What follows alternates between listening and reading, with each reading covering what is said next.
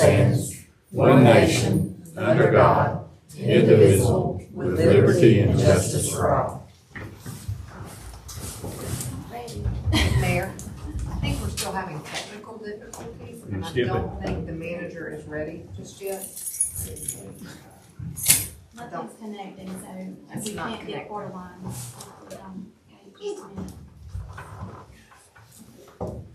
I don't know if there's something else we can do. What is that? It's not the, Borderline. oh, well, I guess we can get to there.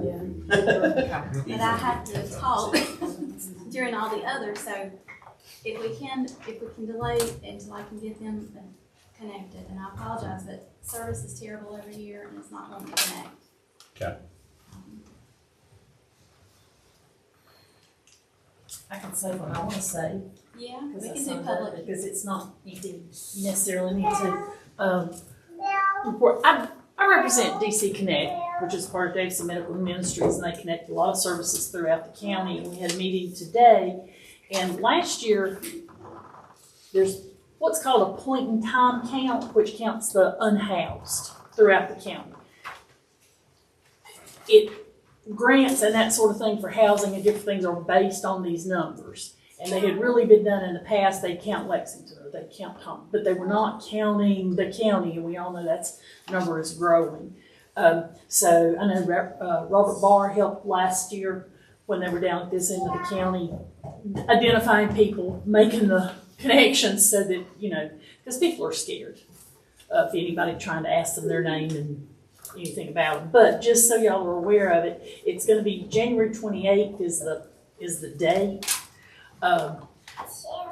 In some of the places, in other places in the county, they'll have some kind of goodie bag or something that they can hand out. They'll try to have some blankets and, you know, different things. It's plans are still being made, but that's what they did last year. They actually had some meals provided in some of the other areas to get people to come. And it's anybody that is not housed on that date is what the count's for, January 28th. And it's like a big, I think it's a national program almost. I know it's a state program. But anybody that's in a shelter does not count as unhoused. Anybody on somebody's, you know, staying with somebody on somebody's couch, that is not unhoused. It's the people that are actually have nowhere to live or they're living in places that are not approved. I know down south of town they went to a place where there was no water, no electric, but a lot of people are staying there. And it got kind of interesting down there, but they'll be prepared for it this coming year. But like I said, Robert did help them identify some places. The chief of police went to the meeting when we talked about it. He's here. Well, I'll be in touch with him again to see if he can go. Because just knowing that they are out, talking to people and trying to identify places where we know people are unhoused. And like I said, it does make a difference when it comes to grants. They did a much better job getting a more accurate number, but they're still, you know, they still didn't touch what the true number of unhoused are in Davidson Young. So, and they can actually count through February 4th as long as the person says that they did not have appropriate housing on January 28th, because that's why they call it the point in time. So it's just a big project to get everybody identified. So that's what I want to touch base with y'all on tonight, so you know it's coming up. And Thank you, Teresa. I'm going to do adoption of the agenda, can we go through that? Yeah. So those that are highlighted, Okay. I don't want anyone to explain to you are additions to the agenda which will need to be approved. I went ahead and added them and highlighted them in bold so that you would know. So I make a motion to adopt the agenda with the addition of 12A. Second. 12, I'm sorry. do you want to do them all? Yes. 12A, 12B, and 16A closed session. Second. All in favor, say aye. Aye. Any opposed? Motion carries. We did minutes too, Kelly. Approval of October 6, 2025 minutes. We need a motion and a second to approve those. Andrew, see anything? Did anyone else read them? I see anything? I didn't see anything. need a motion. I would make a motion to approve the October 6th, 25 minutes. I second it. All in favor, say aye. Aye. Motion carries. Public comment, too? We already did it. Yeah. Just did that one. Anybody else? Nobody else? No, they were going, she was the only one signing. We can go, can we go to the next with the public hearing resolution? We do that, okay. Which is No, down. Angel's got to talk on all of those. All on the version. On the Proclamation. Can we go down to the public hearing resolution consideration petition She to has close to talk on out? that too, yeah. So we're at I a, think we're hot That's as right. farmhouse. Or what? Yeah, they might like that. For change, especially Troy, he lives further away. Mayor, would you want to have the department heads go ahead and do their reports? Sure, I mean, that's, absolutely.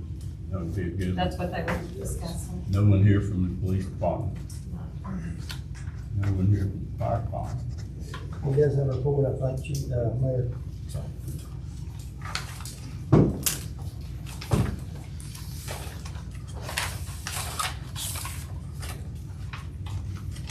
Somewhere out there was on. Yeah, I got it. In fact, I'll even read it. This is from Chief Travis Morris. This past month, they had 23 total calls, 3 traffic accidents, 6 public service calls, 3 fire alarms, 5 EMS assists, 1 brush fire, 3 structure fires. And they completed the testing on 61 hydrants. Good deal.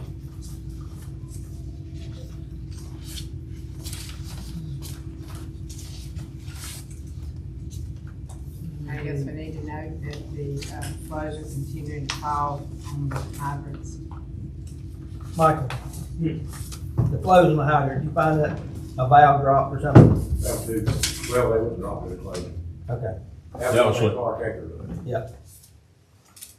I think he's gonna retest them tomorrow, Mayor. Okay. Good. Public Works, Michael Hunt. We were repairing hydrants today, it's a pit fire, what we tested last week. If anybody calls any of y'all about a fire hydrant blowing water out on Bomber Road, yes, we know. And just, as soon as I get it located, we'll fix it. We fixed more than 3 water leaks now, fixed water leaks. We tore sewer plant all the pieces again. He gets his parts in, we'll get it put back together. We finished up Denton Street Festival and stuff we're supposed to do with it. I think Angel's looking into a better stage, so we ain't gotta use that old wood stage anymore. We're gonna condemn it pretty quick. We removed both the old power poles on East Salisbury there at South Main Street. We moved our Christmas lights over. And instead of waiting on them to come back and move the poles, we just jerked them out of the ground. Got them out of the way. Then our usual work. Any luck on your roof? Roof. Yeah. Oh, no. Public Works. No, we, is anybody turn a quote in? Just one that we had prior. Yeah, we had some old quotes, but they was extremely expensive. I thought y'all was gonna rule on whether you wanted it decked or fix this roof like we done in the fire department. He's talking about your. I'm talking about your building, Oh, that you've had to paint for. no, cause it's all wrapped up in one quote. All the buildings, Jason's building, it really needs some work down at the raw water. And mine, it's got rust on it, but everybody's looked at it and said, it's not really that bad. This one and the one at the water plant probably needs to be done first. Cause this one is coming through the walls now, Leaks over my and it desk. leaks in there. But we do need to figure out if we're just gonna truss it like we done in the fire department, or just put a flat roof back on it. Do we have prices on that? I don't remember. We didn't on the trusses. Cause it got kinda scary when they give us a price on this flat roof here. Cause everything up there's gotta go, he said it's all saturated, it's burnt, they have to all the way back down to concrete and start over. Can you just put it over the top like we did the fire department? Well, Isn't that what we did there? they didn't wanna do that because if you walk up on this roof now, it's a drop this far from, it don't flow off the roof anymore, it's actually like this now. it's concaved, all the insulation under the rubber, it just collapsed to nothing. So now, they just probably have to build it back up. Cause it don't go to the drains anymore. And that's something we need to get done if it's already leaking over people's heads. We try to keep the water siphoned off the top of it, it don't leak so bad, but it's, And the quotes that we received, they've been quite expensive, and yeah. several have recommended that we go to the actual, roof trusses and create that roof line, because the problem that we've got now is it's just standing and it's not able to get out the drain. Well, that's what we've done at the water plant and the fire police department. And, most recently downtown, Denton Propane did their building that way. I don't know if you guys have noticed that one, but, a lot of people are having to get away from that flat roof because over time it's just deteriorating. They had to do that. I remember them doing it down here at the police department. Fire department. Randy Harder's done the fire and the water plant.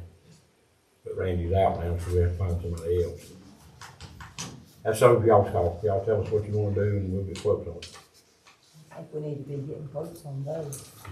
Like I say, my roof, it's a little rusty looking at the picture, but everybody's walked on it and said it's not in any danger of falling through or nothing. It's just surface rust.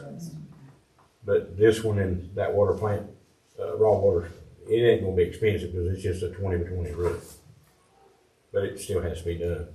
Jason's got a lot of electronics in there now for his raw water controls. We got them covered with plastic bags. And we have a tarp over the roof. Why don't you just get one of these metal companies to put a metal roof on? I mean, a shedded metal roof. Yeah, I mean, any kind of trusses, they make metal trusses, wood trusses. Yeah, something, I mean, quick, easy, simple. Yeah. Well, like, I still have the drawings for this building. I'm sure the walls are load bearing. Just set the trusses on the sides. They have to be freestanding all the way across. Yeah. But, I know. What I'm thinking the expense is gonna be if you got to take off that. We don't take this off. Okay. We didn't at the fire department or the water plant. Yeah, I know, but I thought you said you're gonna have to here. No, if we put another rubber roof back. Okay, I got you. I misunderstood. Me too. Yeah, if we do the rubber roof, we gotta do it all. Yeah. If we just put trusses on it, re-roof it, we ain't gotta do it. Okay. And that's it for us. Questions for Mike? Water treatment plant, Jason Fox.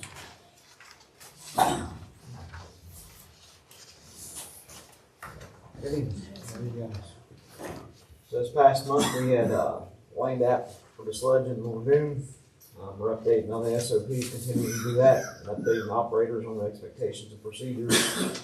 We had a new interview trainee come in this past week. He started today. He seems pretty sharp. He's catching on pretty quick. A younger kid. He's doing pretty good so far. He done a shadowing last week a little bit for a few hours, and then it seemed like it was something that he would enjoy to get into for career-wise and willing to learn, and that's who we're looking for, people that are willing to learn. And he seems that way. He started this week. That's working out good. We cleaned out the old phosphate bulk tank, so we're going to start feeding out of that instead of the mini totes we've been feeding out of for the phosphate. We had Fortec come through and do a walkthrough on our flow calibration meters. Just can't seem to get anybody out there to calibrate them things and get them where they should be. He said last week he's working on the quote to get out there so we can get our flow meters calibrated and know that they're reading accurately. Kind of get our water loss ratio, making sure that's reading where it should. We scraped some sludge off the secondary lagoon. We're going to try and I've talked with Mike about it and get it gravelled where it should, and then some sand put on top of it. So we've got the other bags drying out to get the sludge on that. I reached out to Perkins again about getting the actuator done on filter 1, the one that's out. Hopefully we'll get that replaced soon. It was in the budget last year. Things that we're kind of needing attention on now, we've got that caustic leak on the back wall. We got to order some piping for it, but it's really expensive, so we got to make sure we get just enough for what's needed on that. We're going to look into putting some kind of baffling wall in the basins, so this winter, when it gets colder and that flock doesn't come together as much, it'll kind of act as an additional barrier to keep it from getting over the filters, and hopefully it'll keep us from wasting so much water this year going into the winter time when that algae down, just doesn't treat as good. As like I said, we're getting the plant set up now for winter operations. Winter's always a difficult time because, like I said, that cold water just doesn't like to react and be treated. I think we've got the quotes for the surface fixture filter 1 and 2. So we're going to see about getting those installed to help with the filter backwashes on those in the CT study. We got to reach out to the engineer about getting a CT study done on clear wells. Long term, something else we kind of thought of and might save us some money is putting 4 additional drying beds in instead of putting in like a big belt press or centrifuge. If we put in 4 additional drying beds, which we have room for out there, that could save us some money. We could just put certain ones in service and out of service and then let the sludge dry, and then we could just haul it off in a truck and just landfill it somewhere. It might save us money in the longer term. Are they gotta be lined? No, the drying beds, yeah, they'd have to have like a concrete bottom where you can get in there and scoop out the dry sludge. But we wouldn't have to land tap it at that point. We could just process it all on site, load it on dump trucks and send it out. And then that would likely be cheaper than land tapping like we are now, and kind of save some time there too. And then just the normal longer term stuff is the inline process instrumentation, help with operations, and then just the rehab on the building itself, the flooring, and especially in that chemical feed room, getting that kind of all refloored and kind of buttoned up and looking better. Any questions? Thank you, Jay. Thank you. Wastewater treatment plant, Floyd Brand.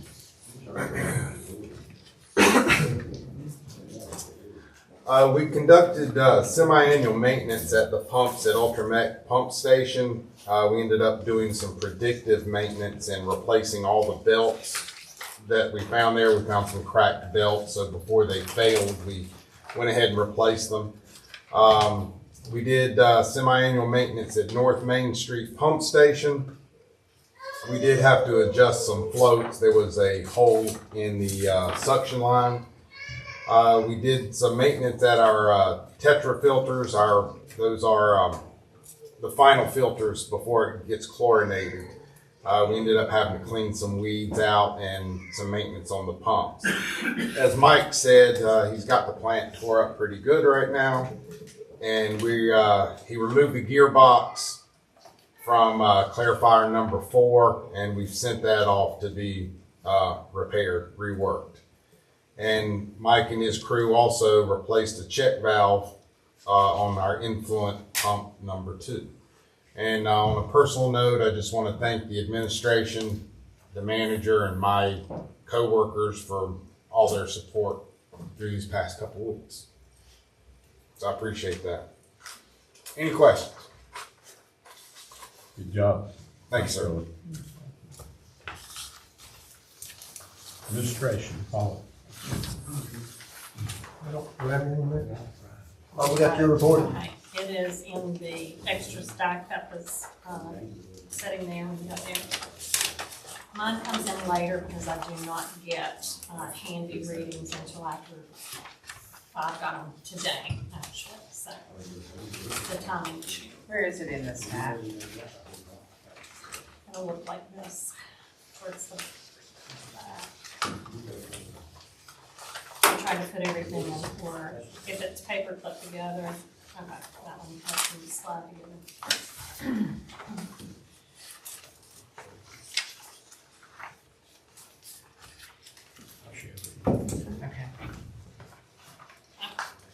So total customers billed for October usage was 1,103. That included paper and email bills. Total gallons billed was 4,211,678 for the October usage, which billed out at $110,853.74. I did include the report to the back showing monthly the gallons billed, so hopefully that'll be helpful. There was a steady increase over the last several months, and I'm looking solely at the left side for the residential water billing. You can see in the first column, water in town, how it has increased after August. So we are seeing an increase with the water bills. Do we know about year over year? Because we always see an increase in summertime. I can email you tomorrow, how many years, I mean, you I'm were just on back last year, see what the meters, the difference in the new meters and no meters. Yeah, we can, Or is it on I here? can do January to December if that will be helpful to you, Okay. and that would give you, the last 10 months. Okay. Total gallons billed, for two final accounts are 592 gallons, and that billed out at $124.56. Total gallons unbilled, which are town-owned property, 679,442. Handy water gallons used for October was 33,272,500 gallons, which billed out at $60,086.81. Just a couple of small updates. We have designed a new, more sturdy and informational zoning sign, which is used for alleyway closures as well. And we, have been trying it out on Anderson Street, making sure that it is good quality, standing up, all that kind of stuff.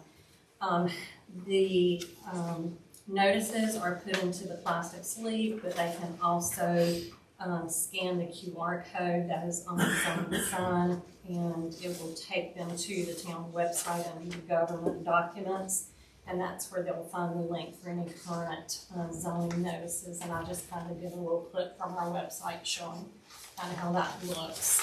It's on the back side of the paper. I already mentioned about the usage report. Also, we hope that the election on the 4th goes well. Here's to a new year filled with positive changes for our town. As most of you have stated during meetings with the community, we are looking forward to working together to revitalize our downtown and make Benton a better place to live and call home. And once the election is over and we have the final results, then I will be registering those for the ethics training with the school government. And I can email you in the morning the January through December, just to give that look for you. You do have that. I should have turned it over.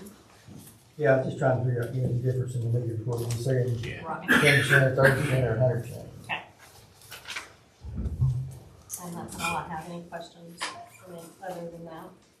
They like to do zoning, that's much better. It does look a whole lot better, and it is, more stable. So, much nicer. Are you ready? We'll go on with the rest of the meeting. I locked myself out, so I got to where I need to be, but put the wrong password in. So we gotta wait till 6:30 where I can try that again. So.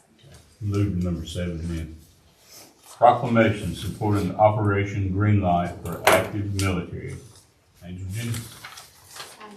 We have been asked the past several years to participate in the Greenlight project through Davidson County, and it is a nationwide project. Davidson County is being recognized as being a participant across the state of North Carolina. The Denton Orator has also been advertising this to promote this for support of our troops that come back from service. And a lot of people have picked up the green light bulbs from Town Hall, sponsored by the Denton Orator. So if you would like, I'll read this proclamation into the minutes, if that's okay. It is a proclamation recognizing supporting Operation Greenlight for active military service members in transition to civilian life veteran status. Whereas the residents of the town of Denton have great respect, admiration, and utmost gratitude for all the men and women who have selflessly served their country and this community in the armed forces. And whereas the contributions and sacrifices of the men and women that served in the armed forces have been vital in maintaining the freedoms and ways of life enjoyed by our citizens. And whereas the town of Denton seeks to honor these individuals who have paid the high price of freedom by placing themselves in harm's way for the good of all. And whereas there are approximately 700,000 veterans in the state of North Carolina, with over 9,000 of them being in Davidson County.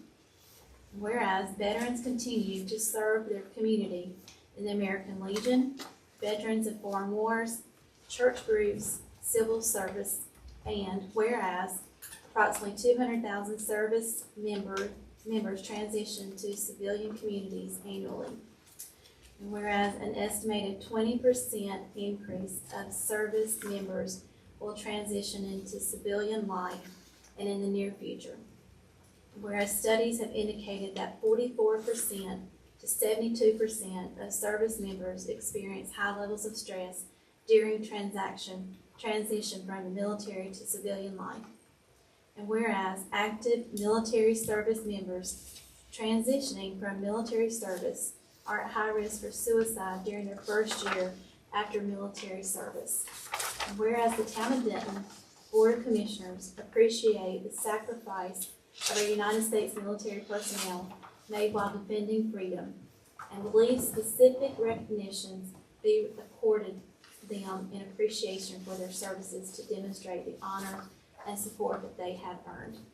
Now therefore, be it resolved, as we approach Veterans Day in 2025, the Town of Denton Board of Commissioners hereby proclaim that the Town of Denton recognizes Operation Greenlight and encourages its citizens and its businesses to honor those who immeasurable sacrifice help preserve our freedom by displaying Greenlight in the window of their place of business or their residence.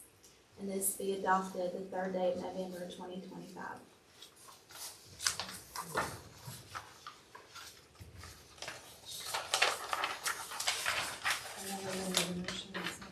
I make a motion to approve the proclamation for active military surface operation Greenlight. Second. All in favor, say aye. Aye. Any opposed? Motion carries.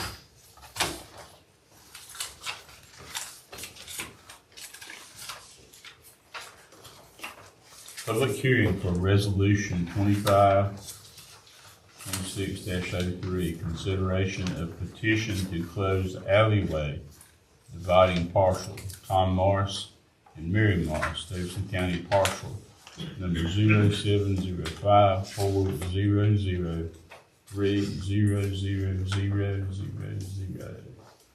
Can you speak to us on that? I will.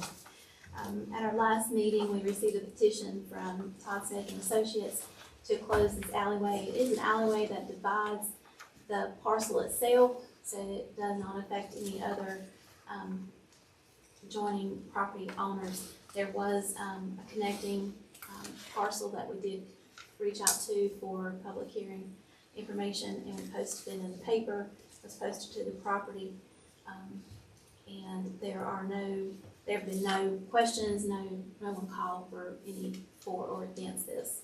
There is no reason for easements that we need to be aware of for water, sewer, and staff recommendation is to grant this alleyway closure for the property of the Morrises. It is listed under Wesley Thomas Morris Estate. And it doesn't have an address at this time, it's just between 8 and 9. Open the public hearing, we'll have any questions that you may have. This time I'd like to open the public hearing. Anyone wishing to speak for or against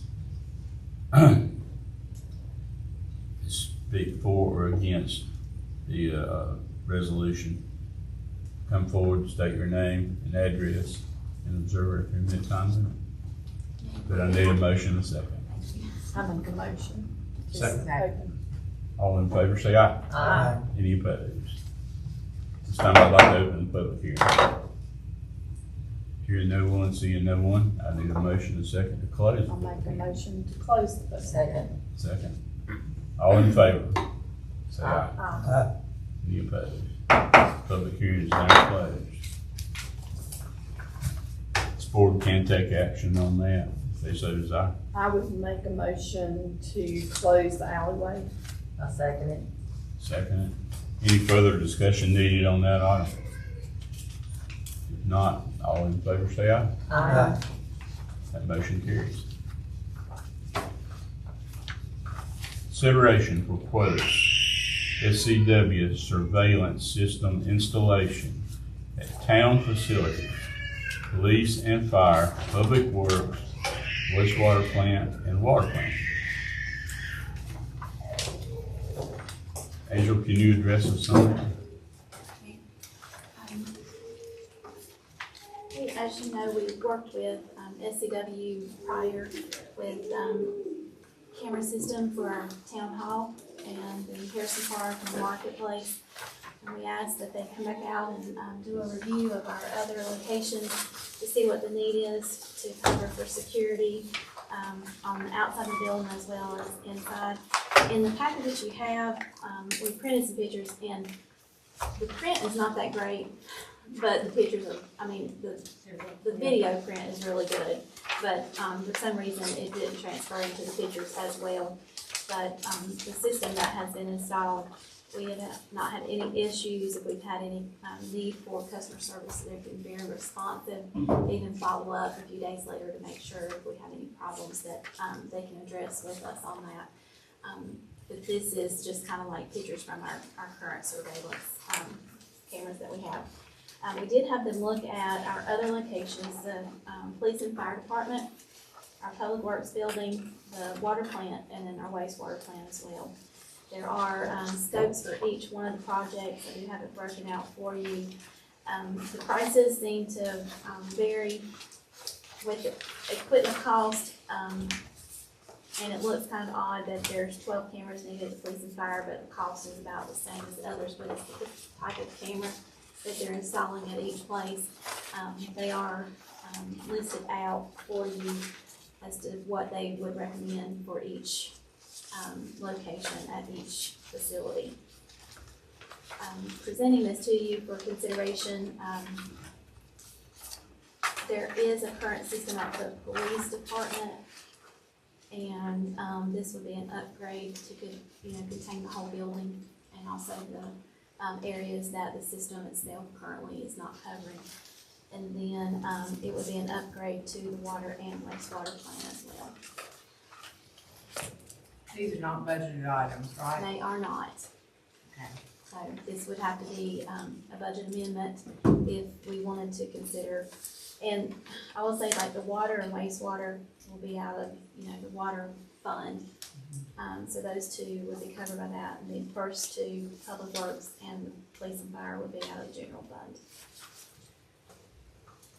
If we're looking at possibly needing to protect this building Yes. and have a roof, I think having a roof is more important right now, unless we have an issue that we need to have the security. That's just not. Yeah, I agree. It's like the roof is something, if it's dropping off all this, that's bad. Protection. If it rains, I put a trash bag on it. Sit with the umbrella today. We can definitely revisit this at a future date and then ask for SCW to give us an updated quote when you guys are ready to look at that. I mean, that's just my opinion. I don't know how everybody else feels. Yeah, I think like we got more person issues. Not pressing, I think. Okay. Right answer. So we'll just record this as no action taken and bring it back to you guys at a future meeting.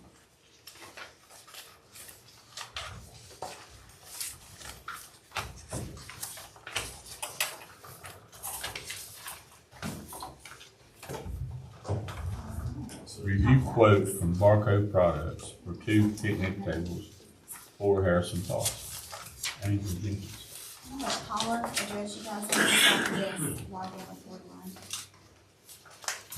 Okay, so what we have here are some replacement picnic tables for the park and behind Harrison Park Pavilion.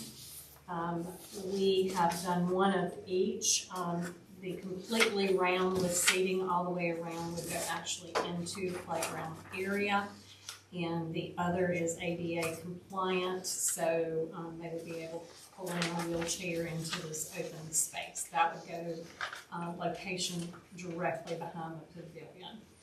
The wooden tables that are currently there are very rickety and do not actually meet code. Am I stating that correctly, Angel? So we were looking to upgrade this. Splinters.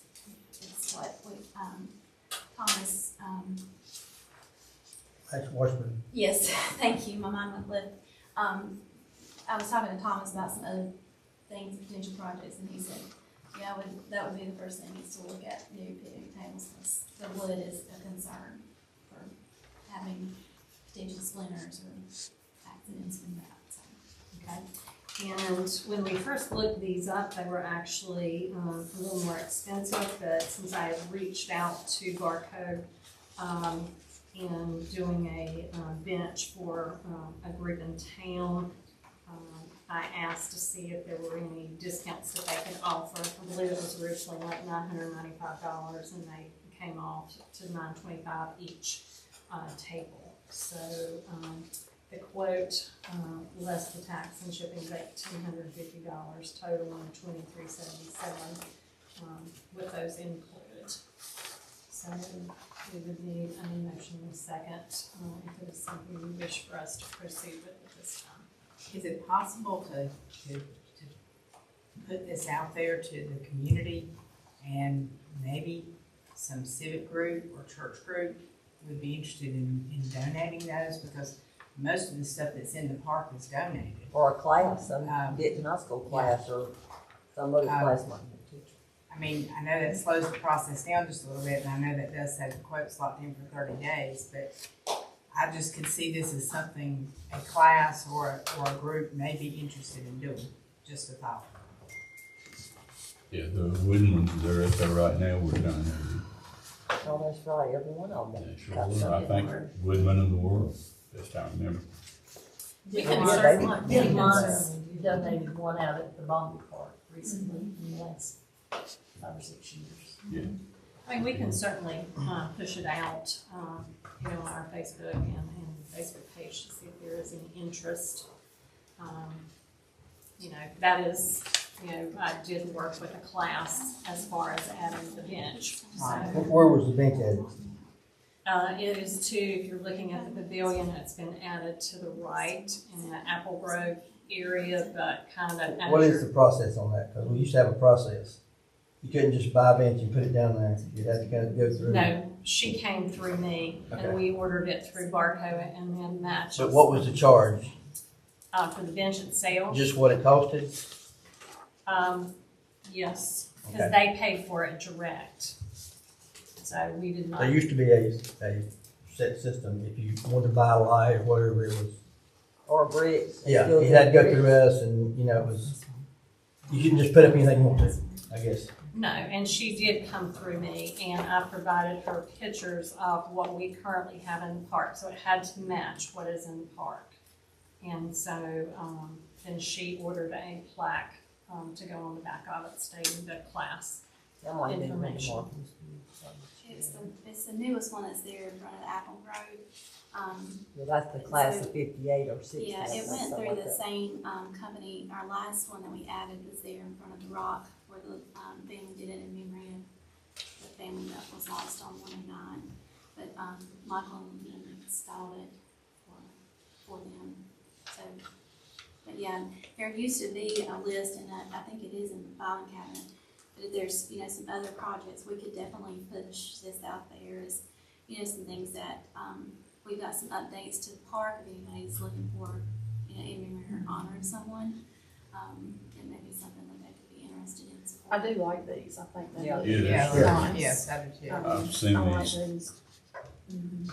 Maybe push it out for a couple of months and bring it back to us. Okay, all right, that's We fine. can buy, And buy. Now, back on the back where the ADA compliant, there is that's all pad, concrete. is concrete there, so that's where that one would go. Yes. Okay. And I think that what we'll have to do in the playground, I had my grandchildren there Saturday, and the, T-bark is so thick, and we may have to go in and put something for it to be stable there, because that picnic table's there is sitting really like on the ground. So there may be something that we need to do to lift that up so that it has a good form, but we'll get Michael to contact Thomas. He knows all the guidelines on doing something like that. And to answer your question about bricks, we have been talking about doing that, so Yeah, I'd like we to will see be that. pushing that back out. And it's, in the it's near usually, future. before it was like twice what they cost us. You couldn't just buy one for $20. No, It was like It was 50 or 100, It was but they might have cost us but 20 or 30 to be able to own the park right. funds. We have, the prior forms that kind of gave the outline as to how much they cost and how much we sold them for and so forth. So we'll be just updating that information. Are these tables assembled or do Michael have to put them together? I'm sure they'll have to be put together, but they're just screwed That's fine. together. Yeah. Most things are shipped, knocked down, and have to be put together, just the bench was. Okay. Don't look too bad.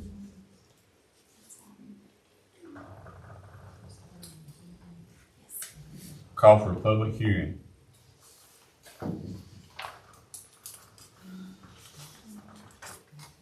Resolution 2526-04, consideration of petition to close Alleyway, Kena Hilliard, Vernon Avenue, Davidson County Parcel 0705-2004-0006A, Angel Jenkins. Thank you, Mayor Ward. Mr. Hilliard came in and requested for an alleyway closure. It is to the east of the property that he now owns. There are only 2 other adjoining property owners on this alleyway. And so if the board pleases, we'll call for a public hearing to be held on our December the 1st meeting. We'll do a review and hold a public hearing for that.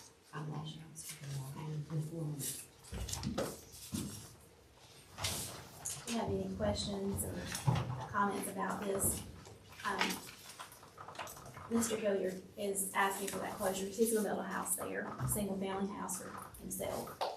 And it has an alleyway that's indicated on the, on the GIS, if you look at that printout, it actually, the alleyway does go all the way from Vernon Avenue to the back where Cox Avenue is not open. But the survey laid it over in case the alleyway is closed, and it does indicate that on the Davidson County site that if the town future closes that alleyway, that's where his intended lines would be. Angel, do you know how many alleyways that we have in town that have not been closed by chance? Or any idea? I don't have an Because actual we've closed a count, bunch. but we can look into that.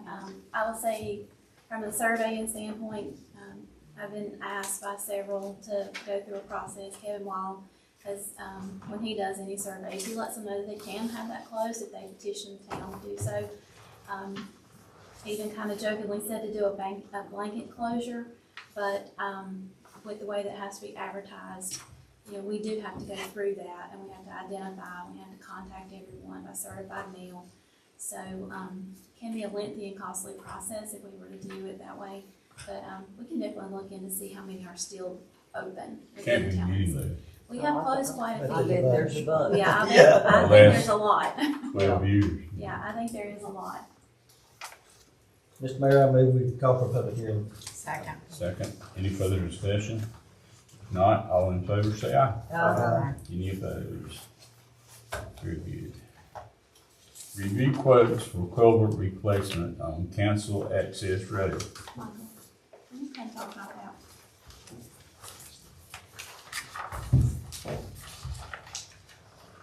That's going into the sewer plant on the gravel road. That's one of our bottlenecks. I think you give 2 quotes for a single pipe and a double. Yep. I think we need to go with a double, because that's, you know, going out of town, that's where everything goes. It's not really that much more. But, I guess it's from what Todd Yates, yep. 240 inch culverts. There's one,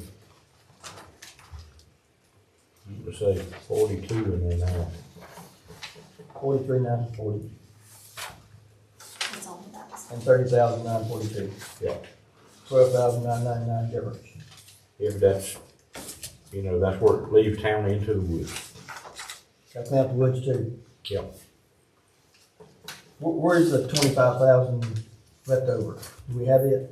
It is, we do have that funding. It's the funding that was set aside when Todd Yates did the culvert on South Jones Street. Big one. yes, that replacement project, it was a direct funding from the state for that field project, but, they did state that we could, submit a request to have it applied to an additional project. That's good. That's good. You know, the only snag in this I see is we're going to have to open up that road going through the old dump, coming out behind the Hoover Mill. Because if he digs that road up, then people live in there won't be able to get out. Just mean temporarily. Yeah, we'll just have to temporarily open up the road going through the old dump so they can get into that.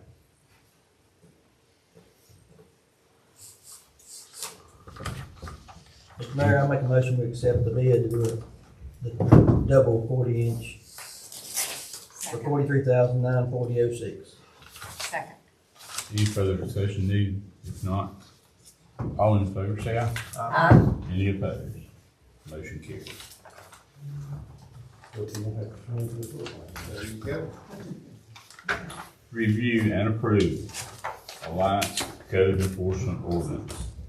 Ordering the Town of Denton Code Enforcement Officer to proceed to effectuate the purpose of the Denton Housing Code, Chapter 91, and GS 160D-1203, and Denton nuisance junk pile, junk vehicles, Chapter 83, General Statute 160A-303, and General Statute 160A-193.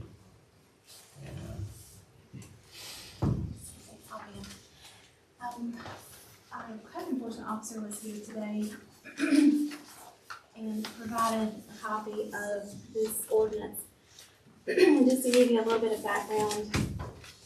Excuse me. So it started, this case has been an ongoing case with the address, and it is located on Cotton Mill Road. Over the past year, we have been trying to be in contact with the owner. Well, the owner himself has passed away. The wife is not able to be contacted. And there is actually an area on the property that I believe squatters are still living in. So we've mowed the property several times. We've hauled off excess junk that's been piled on the property. There's been liens filed against the property. And it is now at a point that the town can take action and say that we're going to clean this property up and demolish the house and the buildings itself and just leave it a blank slate. The one concern is what do we do with the people that potentially are living in the buildings that is there on the property. So we'll have to, once we decide what we're going to do, then we'll have to explore that and see what avenue has to be taken because of the squatters being in the building. So, but it is a single wide trailer that has been gutted. It is not inhabitable. If anyone were to buy it, they would have to take the trailer off the property. Someone went in and removed all the metal, copper, and things like that. Here's a couple Well, of and years those ago. buildings are not habitable under code either, so if there's people residing in them, unfortunately, we'll have to do something to enforce that as well. And the strangest thing is that Duke Energy has run power to the building. No lights are on. There's lights on. Are we sure Duke Energy did it? Yes, because we called. We have verified. And they have cable. They do not have running water, which we have tried to address through the health department. But they do not have a source of water or facilities. So, but Duke Energy did set them up an account for power to this building, and they do have. Give me that information. We will. Okay. To add a little more fuel to the fire, it's under tax foreclosure. Yes. It's scheduled to be sold, but it's not a date set. Interesting. So if you could push the tax department, it might solve us a lot of problems. Where is that at? And you know, Okay. Commissioner Morris, was it up for foreclosure a couple of months ago? I had someone. It's never been sold, it's just on the list. Okay, I know I had someone contact me about what they could potentially, can they build their home or whatever. So I went through that process with them, but I never, Yeah, it's never, don't have a date set, but it is on their I'll see if I short can do list. that. okay. And there are liens from the town filed against the property for the work that we have done so far. So, do you want to wait to see what we find out about the foreclosure? Let me check with Kelly Okay. first. All right. Or can we do it to stay up for 30 days? You can approve it and stay the decision until we determine if the tax department is going to foreclose. I'm just thinking that might expedite. That's absolutely, you can. So you can make a motion to approve it and move forward with it, but stay it for 60 days. And if the tax department has instituted the foreclosure and is proceeding forward, then you agree to hold off. But if they are not proceeding forward, then we move forward with this. Mr. Mayor, I so move that motion. Second. Exactly what you said. Any further discussion? If not, all in favor, say aye. Aye. Any opposed? Motion carries. Award paving contract.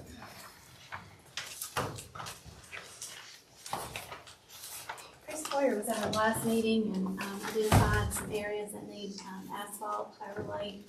And he sent out the bids to local contractors. We received 4 bids back. Haynes Construction at $101,592.20.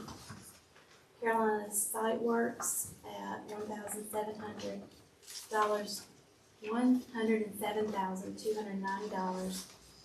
J.T. Russell at $125,672. Sorry, my brain is gone today. And then J.P. Yates at $122,250. So, recommendation from Chris Boyer is to take the bid from Haynes at $101,592.20, and they can proceed with the project as soon as we are given the go-ahead. I make a motion that the Haynes project construction will go with him. Second. Second. Any further discussion needed on that? If not, all in favor, say aye. Aye. Any opposed? That motion carries.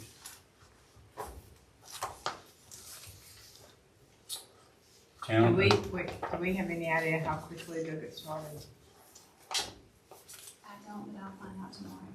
I'll let you know. Cause don't weather have something to do with it when it gets cold and nothing? Yeah.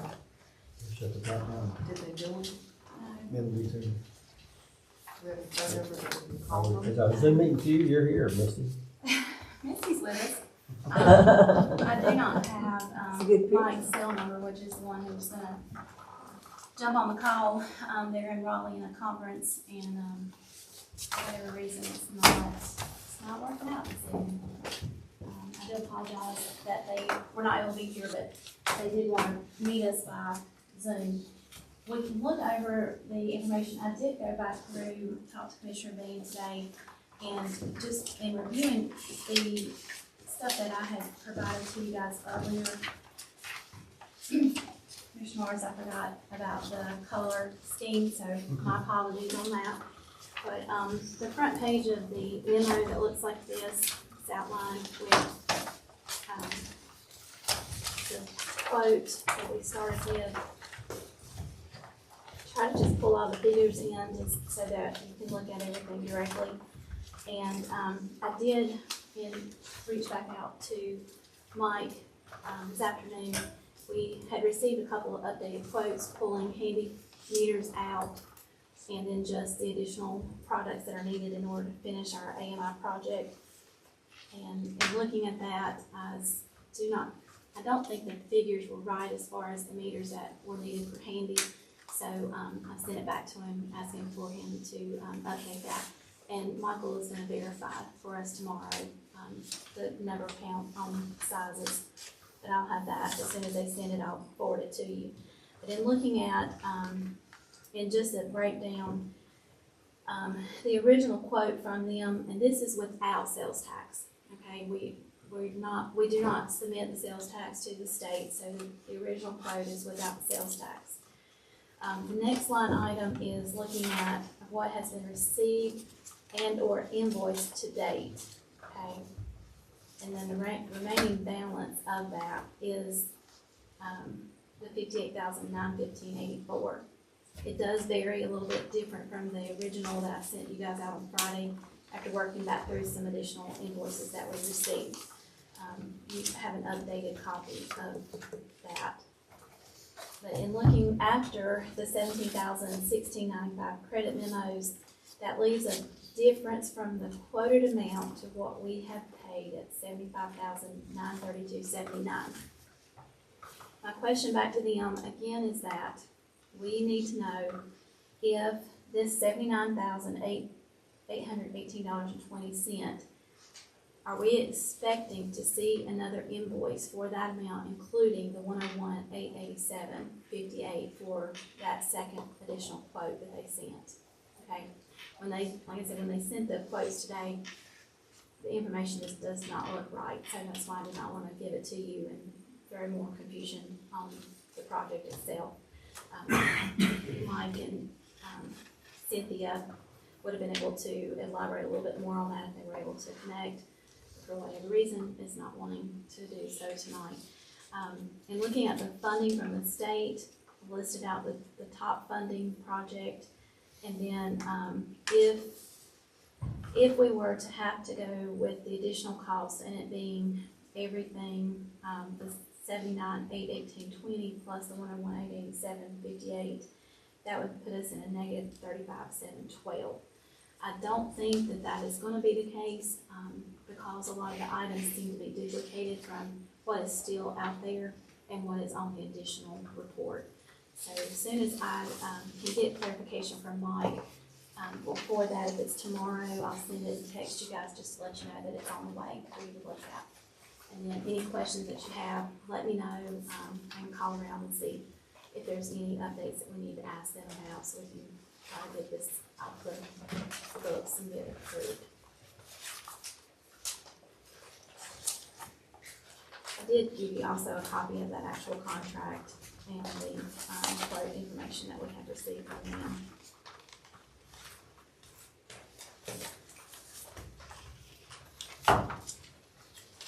So if we have the 79,000, if the new quote's 101, then 35,000 is what we still gotta come up with out of our general fund.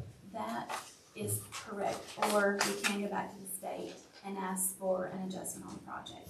But if the 101 is the right number total, Right. If the 101 is the right number total, then there's about a $45,000 difference to the good. Because if you look at difference after credit memos, that's which the, was 18,000 or something. no, 145,992.96. And then if you take the 100,000, 101,887.58 from that, then that would be, be a difference of about 44,000. That would be good. But it's still, we've got to have that clarification from them.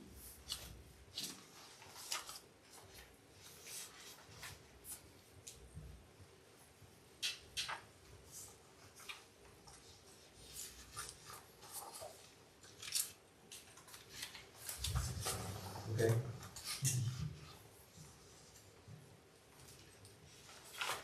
And y'all remember that that we voted, if I'm correct, that we voted to not do all AMI meters, that we just did some of them. And so that's part of that. I was talking to Angel today, and that we think that that's the reason that some of the meters cost $309 and some cost $249. If you look at the Yeah, we didn't do it, so we leak detector meters. yeah, Right. if you look at the spreadsheet, the first two items that are identified, our original quote was for 1,067 of the 5/8 by 3/4 flow IQ 2,200 meters, and what was installed was 400, and then 657 of the 22,500 meters. So that was going back and adding the leak detectors. So we put leak detectors in part of the town so that we can identify when there's an issue, and that's been working really well. There's an analysis that we can pull up and look at. So that wasn't really the quote. No, in the original quote, it was all 1067 at the 309. And that was in October when we originally Right. went with them. Then after tweaking talking to them, talking to They Michael, all seeing what they had really leak wanted, detectors. that changed. That's what I kept getting stumbled on, was why were some for 249 and some for 309, and I thought the Angel Day should clear that up. So we can't do nothing, we hear back from them, I guess, basically. No. And then have we discussed with Handy about the meters yet? We have a closed session. We're gonna talk about that in closed session. Okay. There's another issue. I imagine that.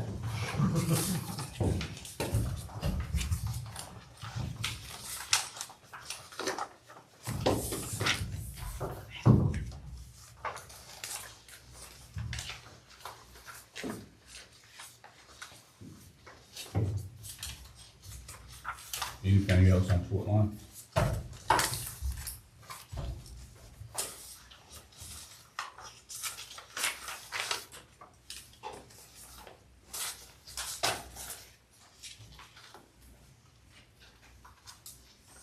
County attorney update.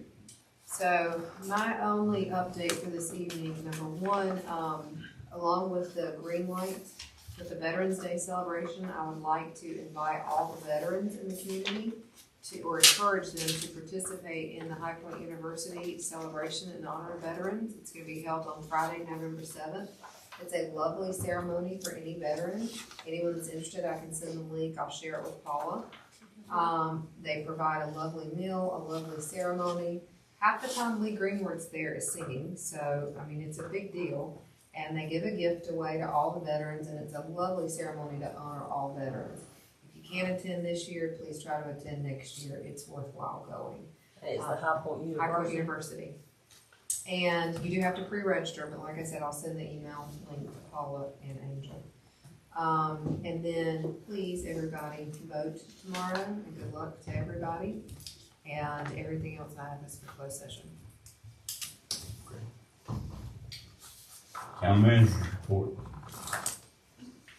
You guys do not have a printed copy, and I do apologize that we've been working through several issues today, and then working through Fortiline this afternoon, so I did not get that printed for you. I will say, our weatherization program went really well. We had several people who came in that day and met with them, applied their applications here at Town Hall. And then afterwards, we had just as many come by and pick up paperwork to get the process started for themselves. And then we have them scheduled to come back on the 6th. So they'll be coming back and talking with the gentleman. He said they would love to come down as many times as possible to be able to help people reach out and provide services to them. So it's a really good program. I think Mayor Ward shared it at the Mayor Manager's breakfast, and several across the county did realize that there was such a program available. So hopefully we can get the word out and get that needed help where people definitely need it. In reviewing the 8th Code Enforcement Project, we do have a new Code Enforcement Officer, and I know through just messages that there was some confusion about how the process happens. I wanted to kind of talk about that just a minute. So our code enforcement, with ACE being our code enforcement officer, they are in town one time a week. They do ride the town. They do look for violations. They look for overgrown lots. They look for minimal housing issues, anything that would go against the town code. We have had, over the past 6 years that we've been with them, multiple officers. So sometimes there have been the case of things falling through the cracks with new people coming in and trying to take over the older projects. We met with Joe today, who's our new code officer, and just let him know our concerns with some that have been open quite a long time and the process that needs to take place in order to move those forward. And then also, there's a couple that I asked him to do a kind of a start over, because it is an ongoing property that needs a fresh look. They've done some work, but we're not sure what all has been accomplished. And so he is in agreement to do that. He also met with someone who will do abatement work for us if we need like minimal housing or things like that we can recommend for the homeowners. But, Do we put that out for bids, I'm sorry. the abatement, do we put that out for bids? We have not had to do, the only abatement we've had to do is mowing, and we've reached out to, several of our local contractors for mowing. And, we didn't have a huge response because they have their jobs and it's hard for them just to do, like, we might have one a month or one every other month. So, we contact a few at a time and see who's available to do that. As far as mental housing issues, since I have been with him, we've not had to do any type of construction work. So, normally, from what I remember prior with In Focus and looking at some of their stuff, I think they would have a company they worked specifically with if there was something we were gonna have to pay for and abate. So they would just automatically call them and tell them, you know, fix the roof at 121, whatever. So, it would probably take longer if we put it out for bid. So then you're into another process of, 30, 45 days of not having it abated. It's, entirely up to however the town wants to handle that, but normally it works with one company to do that. So we got that one 42W Newsome, is that, it's got labeled MH. So that is the one that we have been talking about, and Okay. we've asked for a timeline from the owner so that, they can stay on track with whatever the projects are coming up, and kind of keep them in line with that. And I have talked to him again after the mayor I talked to the brother, Okay, did you? and he swears. Okay. So, that's good news. That me, but no, that's. Which way do Okay. you mean? But there is, we did ask for them to kind of clean this up and give us more information. And they do have, like when they take, if you ever have questions about it, we can provide more. They have case files that have pictures, they have documentation of what is going on with the project, with the property.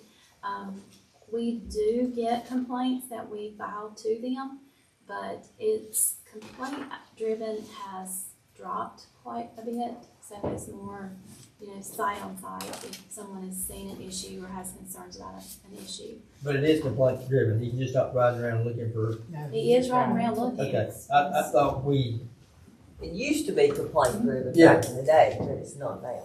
I think even with In Focus, when John Granger was with us, he was here and drove through the town and looked at issues and Back in the created his day. own. Who was the one way before that? From Albemarle. It used to be back in the day, it was complaint driven. It's, I would say, the time that I've been here with the town, we have done both. It has been complaint driven, and then whoever the code enforcement officer is, even when we had it in-house, it was more, driving through, making sure that we don't see any issues or concerns that are going on. So, And certain things, like when things need to be, like bushes are in the way or something, because you can't see, that takes a while before that is taken care of. They It have to do does. letters. Yeah, you To have the to, homeowner. there are letters to be sent, you have to give them 15 days, and then the follow-up, they have to hold a hearing if they've not done anything in that 15 days. So that's another 10-day process. So it's about 30 days before you see any action on things like that. We do have, I believe a couple years ago, you guys approved allowing for them to do repeat offenders, without use of another word, but if someone is continually having overgrown yards, they can just mail them a letter and say, listen, this year, this is your first notice, and we start mowing. So, and there are liens filed for every time that they're mowed. So we've had several of those that fall under that, and we just send them in.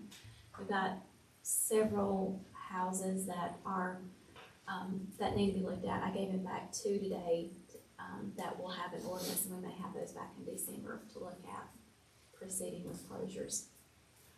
Okay. How many hours are we paying them when they make a visit to the town? How many hours? So weekly, it's 10 hours, but that 10. also includes their documentation time, mailing of the letters.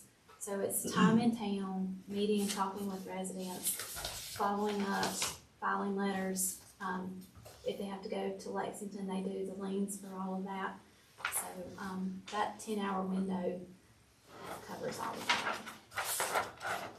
The reason I asked, the list itself is about the same, you know, month after month after month. It is, and, Are we that's, giving them enough time?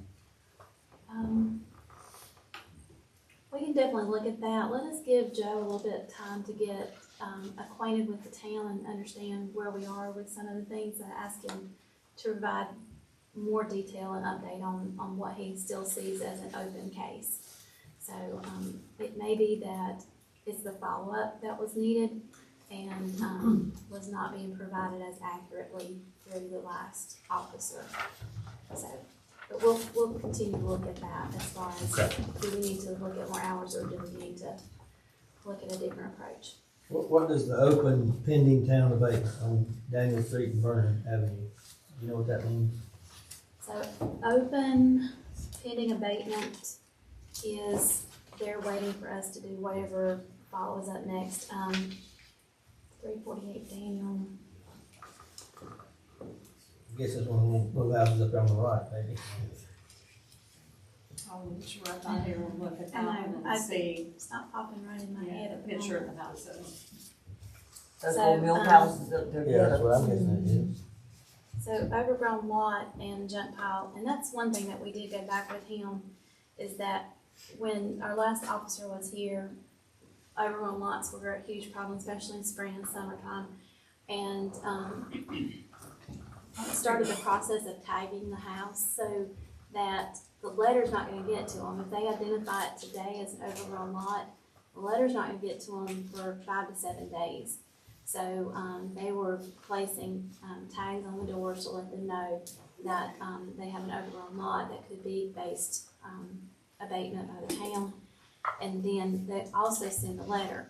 But in that 15 days, it gives the, homeowner time that they can turn around and have the property moved by the time it's revisited. So it has cut back on a lot of stuff, but these kind of fell in that window. And those two are open in May. And I don't think that Pretty they're still certain open. I asked him to remove 395 Vernon Avenue. I'm gonna go back and look, unless it's an overgrown lot. That's them. Which they may have it indicated as a repeat starting in May. That may be what that issue is, but we'll look at that. We did ask for updated list after we gave him more details on some of the cases that we were not sure he was familiar with. Okay. Yeah, To then- speed up the process of the letters getting to him, if he takes the letters, which you probably wouldn't take time to, but if he takes the letters and takes them to the Denton post office and asks for Denton postmark on it, it will get there next day. They will, he's in That town. was the Concord though. Yeah. See, he's in town on Mondays, and then we'll do his reporting and lettering in the evenings Okay. or the next day. So he's not actually in town to print them, so, And some of that probably even goes through his admin staff as well, so. yeah, probably so, but that is something we'll pass along if needed. I do know that, like with, when it gets to an abatement or like with the closure of properties, you know, it's posted to the property as well. So, they do have several opportunities to take care of that code before it comes to the point of us having to abate the property. I will, send you guys manager's update reports tomorrow.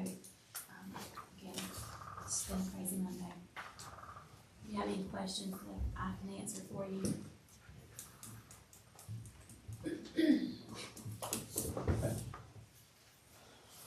Commissioner comments and concerns? You got dates? If not, then we'll go into closed session. Mayor, before you do that, if I can mention, I did put a copy of the holiday social in here, so if you've not let me know, that you're attending, then, please do so I can report back to them. Also, we received a letter from the Friends of Agriculture in North Carolina Cooperative Extension Service. They've got an event on November the 23rd, depending on which is to attend. Let me know on that as well, so I can let them know. And you have a copy of that as well. And we also have an acknowledgement from the family of Ben Lamar Chandler. Acknowledges with grateful appreciation and kind expression of sympathy. Thank you for your thoughts and prayers during this difficult time. For the beautiful dish garden, Dana. Thank you for that. And if anyone else has expressed tonight, good luck tomorrow, y'all. I need a motion and a second to go into closed session. I make a motion to go into closed session. Second. All in favor, say aye. Aye. Board is now in closed session. Ron Jenkins. Open session.